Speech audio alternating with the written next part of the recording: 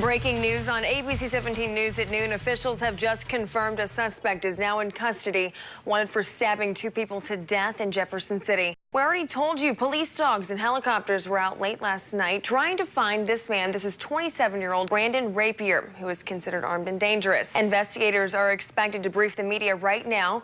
ABC 17's Joe McLean is live at that news conference, so we're going to head out to them right now. Joe, what do you have for us as far as the background and the history of this incident?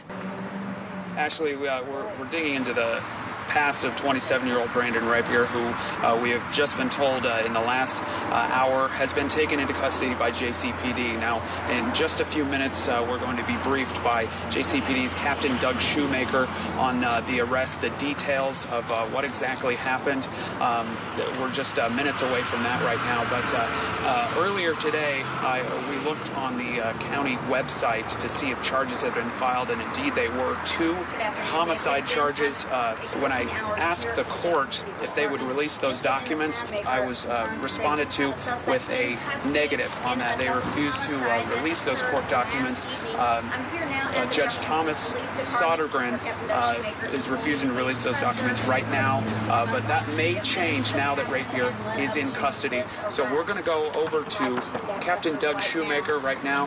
He's expected to brief us on those details. Obviously, we have some details directly related to the assault that occurred last night. That assault ended up with two persons that suffered fatal wounds as a result of the assault. Investigators began investigating this last night at approximately 7:30 in the 100 block of Grant Street, where it was reported we had two persons that were down in the area outside of a residence. We had a suspect who had fled the scene. When officers arrived, they were able to start developing some information. The victims who were down at the scene were suffering from very critical wounds. They were taken by EMS and fire personnel and later pronounced deceased at an area hospital.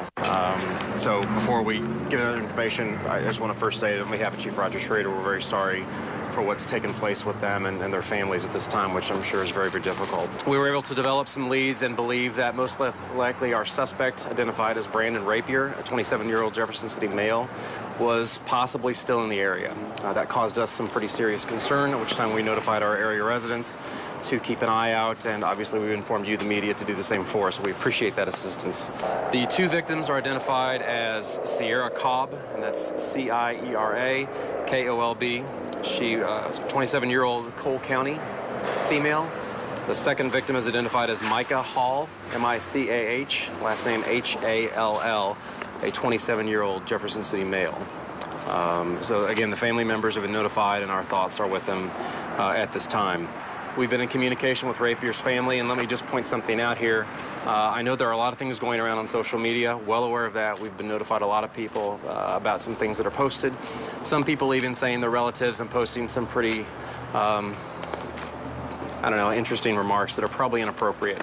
Let's not judge a family based upon the actions of one, and we're focusing that investigation on the one, not on the family members here. We had police detectives out Riverside Park, the lower level.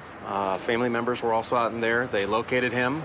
Rapier came out of the woods, was then apprehended. He looks as if he had some sort of possibly self-inflicted cutting type wound. He's been taken to an area hospital, escorted by police, obviously, and is clearly the center of the investigation. At this point, we've worked with the prosecutor's office to file charges for 2 counts of first-degree murder, armed criminal action, and unlawful use of a weapon. We still have a long way to go in the investigation. We want to make sure that we do everything right by the families involved and by the community. I will say that I could not be happier in terms of the work done by the detectives, by the patrol officers, by the community action team members, every person of this agency who has contributed. I will take questions. How did Brandon know the victims, if at all?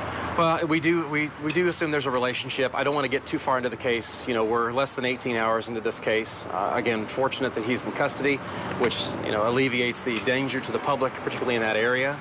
But the investigation is going to evolve, and those pieces will probably play key into what's taken place. Thank you. Now, our reporters will continue working this case, and we'll have the very latest as court documents are released, both online at abc17news.com and ABC 17 News starting at 5 later on today.